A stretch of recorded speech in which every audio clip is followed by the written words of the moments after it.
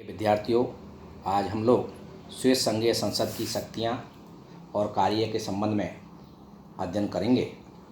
वर्तमान संविधान के अनुच्छेद 173 की उपधारा 2 में कहा गया है कि प्रतिनिधि सदन एवं सीनेट दोनों उन सभी कार्यों को संपन्न करेंगी जो कि वर्तमान संविधान द्वारा संघीय अधिकार क्षेत्र में रखे गए हैं और जो अन्य किसी अधिकारी को नहीं सौंपे गए हैं। संविधान के अनुच्छेद 160 से 173 में संघीय संसद के अधिकारों का विस्तृत उल्लेख किया गया है, जिसमें स्पष्ट है कि संघीय संसद को विधायी, प्रशासनिक, न्यायिक और वित्तीय सभी क्षेत्रों में अधिकार प्राप्त हैं। संघीय संसद की शक्तियों का अध्ययन निम्न रूपों में किया जा सकता है। नंबर 1, विधायी शक्तियाँ। संघीय संसद को प्रमुख रूप से कानून निर्माण की शक्ति प्रदान की गई है। संविधान द्वारा संघीय अधिकार क्षेत्र में रखे गए विषयों पर इसे कानून निर्माण की शक्ति प्राप्त है। संघीय संसद जिसे सामान्य संघीय आदेश घोषित करती है, उस पर लोक निर्णय की व्यवस्था नहीं है। संघीय संसद की विधायी शक्तियों का उल्लेख अनुच्छेद 164 में किया गया है। इसे निम्न विषयों में नियम निर्धारण का अधिकार प्राप्त है। नंबर 1, राजनीतिक अधिकारों के प्रयोग के संबंध में। नंबर 2, संवैधानिक अधिकारों पर प्रतिबंध के संबंध में। नंबर 3, व्यक्तियों के अधिकार और दायित्वों के संबंध में। नंबर 4, करदाताओं के वर्ग के संबंध में तथा करों के उद्देश्य और निर्धारण के संबंध में। नंबर 5, परिसंघ के कार्य और सेवाओं के संबंध में। नंबर 6, संघीय कानूनों को लागू करने और क्रियान्वित करने के प्रसंग में कैंटेनों के दायित्व के निर्धारण हेतु। नंबर 7, संघीय सत्ताओं के गठन और प्रक्रियाओं के संबंध में। अत्यावश्यक व्यवस्थापन। अनुच्छेद 165 सामान्य कानूनों पर लोक निर्णय की व्यवस्था करता है और लोक निर्णय की व्यवस्था अंतिम रूप से कानून बनाकर उसे लागू करने में विलम्ब और कभी भारी विलम्ब को जन्म देती है। अतः विशेष परिस्थितियों के लिए अत्यावश्यक व्यवस्थापन का प्रावधान किया गया है। एक संघीय कानून जिसे तत्काल ही प्रभाव में लाने की आवश्यकता हो, उसे संघीय संसद के प्रत्येक सदन द्वारा अनावश्यक घोषित कर तुरंत प्रभाव से लागू किया जा सकता है, लेकिन ये व्यवस्था सीमित समय के लिए ही है। यदि किसी आवश्यक संघीय कानून पर 50,000 नागरिकों द्वारा लोक निर्णय की मांग की जाती है तथा यदि इसे 1 वर्ष की अवधि में जनता द्वारा स्वीकार नहीं किया जाता है, तो संघीय संसद द्वारा लागू किए जाने के 1 वर्ष के बाद यह समाप्त हो जाएगा। इस प्रकार अत्यावश्यक व्यवस्थापन के उपयुक्त प्रावधानों के आधार पर संघीय संसद को 1 वर्ष के लिए तत्काल ही कानून बनाने की लागू करने की शक्ति प्राप्त हो जाती है।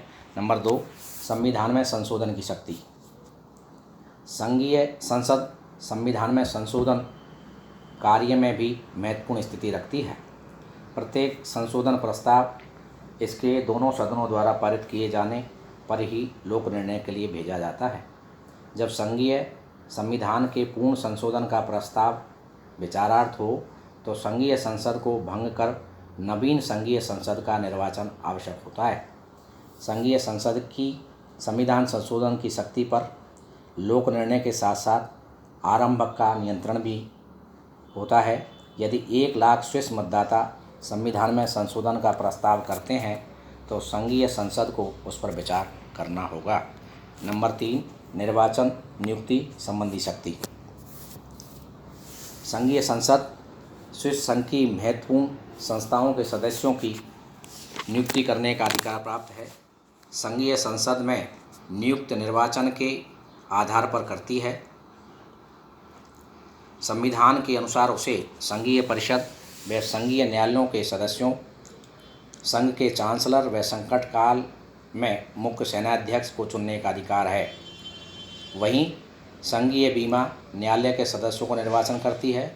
संविधान के अनुसार संघीय संसद को संघीय परिषद के अध्यक्ष और उपाध्यक्ष के चयन, संघीय न्यायालय के अध्यक्ष और उपाध्यक्ष के निर्वाचन तथा कुछ अन्य चुनाव संबंधी और पुष्टिकरण संबंधी अधिकार प्राप्त हैं। इसमें से अधिकांश नियुक्तियां संघीय संसद के दोनों सदन अपने संयुक्त अधिवेशन में करते हैं। नंबर 4, कार्यपालिका शक्ति। संघीय संसद मूलतः एक विधायी निकाय है, लेकिन इसे कार्यपालिका क्षेत्र में भी बहुत महत्वपूर्ण शक्तियाँ प्राप्त हैं। कार्यपालिका क्षेत्र में संघीय संसद को सर्वोच्च शक्तियाँ प्राप्त हैं, जो निम्न प्रकार हैं। वैदेशिक संबंधों और अंतर्राष्ट्रीय संबंधों के संबंध में शक्ति। अनुच्छेद 166 के अनुसार संघीय संसद विदेश के निर्धारण में भाग लेगी और वैदेशिक संबंधों का निरीक्षण करेगी। यह अंतर्राष्ट्रीय संधियों को स्वीकृति देगी।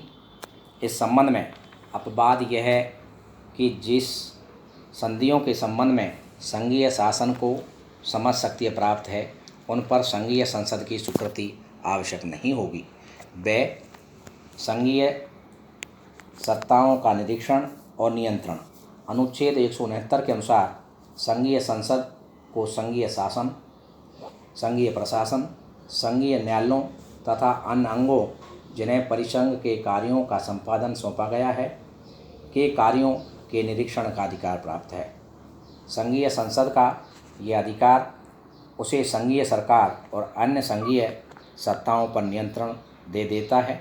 संघीय संसद इस बात की व्यवस्था करेगी कि परिसंघ द्वारा अपने हाथ में लिए गए विभिन्न कार्यों की प्रभावकता का मूल्यांकन हो। अनुच्छेद 171 के अनुसार संघीय संसद संघीय सरकार को आदेश दे सकती है। इस संबंध में विस्तार की बातों का निर्धारण कानून के आधार पर होगा। नंबर 5, वित्तीय शक्ति। संघीय संसद की सबसे प्रमुख शक्ति बजट की स्वीकृति से संबंधित है। संघीय सरकार जो बजट बनाती है उसे स्वीकार करना संघीय संसद का कार्य है। बजट के संबंध में इसकी स्वीकृति अंतिम होती है, क्योंकि इस पर ऐच्छिक लोक निर्णय का कोई प्रतिबंध नहीं होता। संघ की ओर से दिए गए ऋणों के विषयों में भी निर्णय संघीय संसद ही करती है। संघीय प्राधिकारों के वेतन तथा भत्ते निर्धारित करना तथा संघीय शासन के स्थायी पदों का निर्धारण तथा उनके वेतन आदि निर्धारित करना भी संघीय संसद का कार्य है। संघीय संसद के आय व्यय के लेखे की भी जांच का उसे स्वीकृति प्रदान करती है। नंबर 6, कैंटोनों से संबंधित शक्तियाँ। संघीय संसद को यह भी अधिकार प्राप्त होता है कि वह कैंटोनों को संविधान और उनके संशोधनों को उचित जांच कर उन्हें स्वीकार करे। कैंटोन विदेशों से जो संधियाँ करते हैं उन पर संघीय संसद का अनुमोदन आवश्यक है। इसी प्रकार कैंटोन परस्पर जो संधियाँ करते हैं उनके बारे में भी संघीय संशोधन का अनुमोदन आवश्यक है। यदि संघीय सरकार या अन्य कैंटोन संधि पर कोई आपत्ति उठावें, आंतरिक शक्ति बनाए रखना और उसके लिए यदि आवश्यक हो तो भारतीय सेना का प्रयोग करना भी संविधान के अनुसार संघीय संसद का कार्य है, परंतु व्यवहार में यह कार्य संघीय सरकार द्वारा किया जाता है। नंबर 7, न्यायिक शक्तियाँ। वर्तमान संविधान के द्वारा एक सर्वोच्च न्यायालय की स्थापना की गई है। स्वाभाविक रूप में संघीय संसद की न्यायिक शक्तियाँ सीमित हो गई हैं, लेकिन अब भी न्याय के क्षेत्र में उसे कुछ अधिकार प्राप्त हैं, जिनका उल्लेख अनुच्छेद 173 में किया गया है। संघीय संसद संघ की विविध सत्ताओं के बीच कार्य क्षेत्र संबंधी विवादों का निर्णय करती है। संघीय संसद अपने द्वारा नियुक्त अधिकारियों के विरुद्ध कार्रवाई भी कर सकती है। संघीय संसद न्यायालयों से दंडित व्यक्तियों की क्षमा याचिकाओं पर विचार कर निर्णय करती है तथा सामूहिक संपादन क्षमादान की घोषणा करती है। अन्य कार्य या शक्तियाँ। उपयुक्त सभी शक्तियों के अतिरिक्त अनुच्छेद 173 के द्वारा संघीय संसद को अन्य कुछ कार्य भी सौंपे गए हैं, जो इस प्रकार हैं। नंबर 1, यह स्विट्जरलैंड की बाहरी सुरक्षा, स्वतंत्रता और तटस्थता की रक्षा करने के लिए आवश्यक कदम उठाएगी। नंबर 2, यह आंतरिक सुरक्षा के लिए आवश्यक कदम उठाएगी। नंबर 3, असाधारण परिस्थितियों में अनुच्छेद 173 के उपयुक्त प्रथम और द्वितीय कार्य की पूर्ति हेतु अध्यादेश या साधारण संघीय आदेश जारी कर सकती है। नंबर 4, यह सक्रिय सैनिक सेवा को आदेश दे सकती है तथा इस उद्देश्य से समस्त सेना या उसके एक भाग की लामबंदी कर सकती है। नंबर 5, यह राज्य की सभी गतिविधियों के आयोजन में सहायता देगी। इस प्रकार संविधान के द्वारा संघीय संसद को बहुत अधिक व्यापक शक्तियाँ प्रदान की गई हैं। संघीय संसद की वास्तविक स्थिति। संघीय संसद की स्थापना करते हुए स्विस संविधान के निर्माताओं ने शक्ति विभाजन के मर्यादापूर्ण सिद्धांत पर कोई विशेष ध्यान नहीं दिया है, क्योंकि उन्होंने इसे विधायी, प्रशासनिक और न्यायिक सभी प्रकार की शक्तियाँ प्रदान की हैं।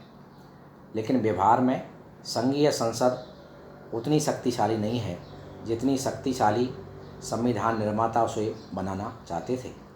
विधायी क्षेत्र में संघीय संसद की शक्ति ऐच्छिक लोक निर्णय के कारण सीमित हो गई है।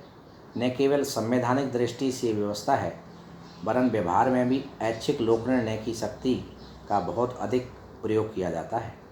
परिणाम स्वरूप संघीय संसद को सदैव यह ध्यान में रखना होता है कि कानूनों पर लोक निर्णय हो सकता है और इसके कारण वे समाप्त हो सकते हैं।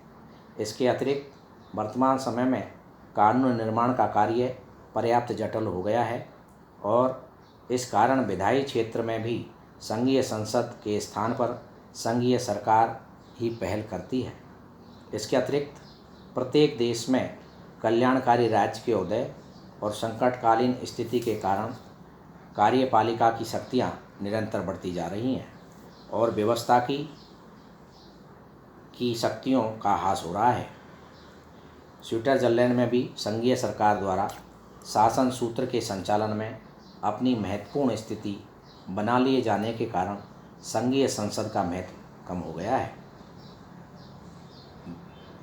जुर्चर ने ठीक ही कहा है, यह पर्याप्त स्पष्ट है कि संघीय सरकार का विधायी महत्व स्थायी रूप से बढ़ गया है और अन्य पश्चिमी प्रजातंत्रों के समान ही स्विट्जरलैंड में भी कम से कम वास्तविकता की दृष्टि से संघीय सरकार शासन का सर्वप्रमुख अंग बन गई है।